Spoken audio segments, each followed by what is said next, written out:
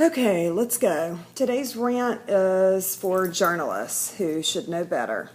For journalists who say things like myriad of, when it's myriad this, myriad that, or the reason why. That particularly chafes me because it's so obvious that the reason would suffice. People who say couldn't help but, or done with, well, you're finished with it and you couldn't help thinking, you couldn't help feeling. And the butchering between lay and lie, it's so easy. It's kind of like mischievous versus mischievous. I mean, I even heard Oprah say mischievous. And so you see that. That's why I have a problem with quick care, KK. Teaches children something that is canonical but then yet isn't. So just the zeitgeist of people butchering the language, and especially people who purport to be professionals, and that's some alliteration. Alliteration, just for you math majors, is consonants. And assonance, if you ever saw the movie Educating Rita with Michael Caine, she said, assonance is getting the rhyme wrong. And she's right, umpire, empire. Anyway, back to lay and lie. I was always taught that you had three tenses, past, present, future. And then you also have two aspects, past, perfect aspect, future, perfect aspect. So, oh, and this is another one, thank goodness I'm saying this. People who say, I wish I was, well, it's were. If it has not yet been realized, I wish I were a fish in the sea, well, that's obviously an act that has not yet been realized if you're a person. So, if I were, was is something that has already happened. It is past tense. Past perfect aspect is something, an act that has already been completed. Future perfect is exactly what it sounds like. You're gonna do it.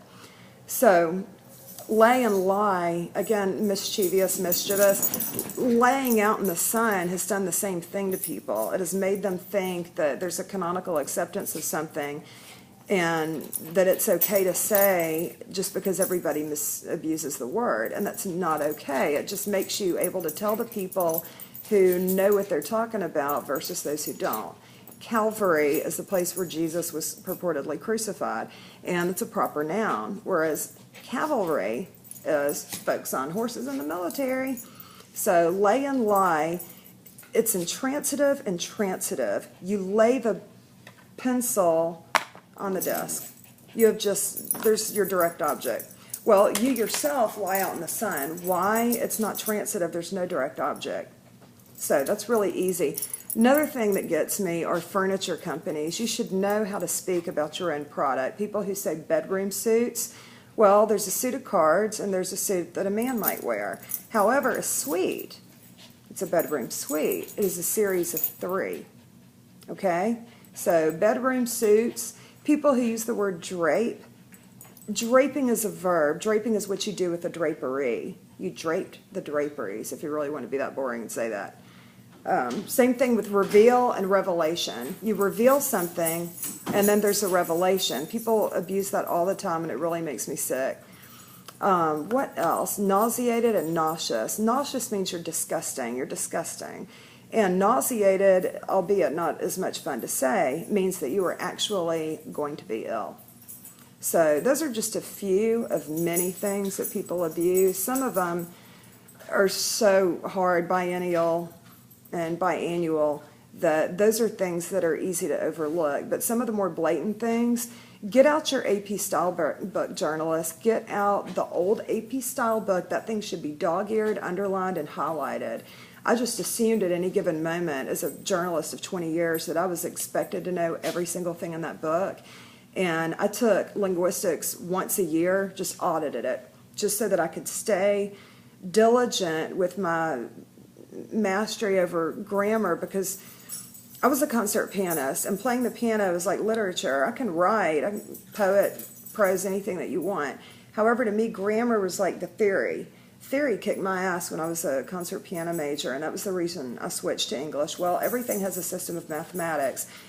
In English, it's grammar, of course. In music, it's theory. So that's the reason I took it, because I knew I had to try twice as hard to retain that kind of information, manner adverbs, modal, all of those things.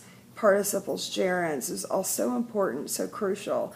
And I realized that a lot of people just had to take English to get through school. But again, if you're a journalist, I'll hold you to a higher standard, Fox News and CNN. There's only one person who it's very hard to stop, and that would be Don Imus. He has imply, infer, lay, and lie.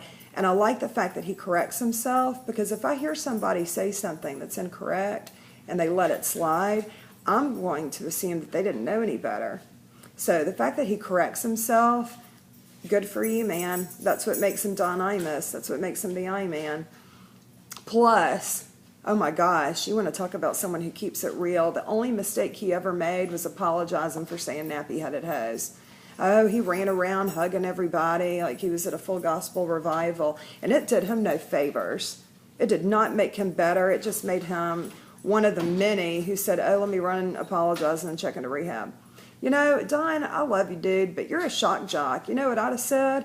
You don't like it? See these? Ain't nothing but a flock full of these. Why don't you just go not listen to Howard Stern while you're not listening to me?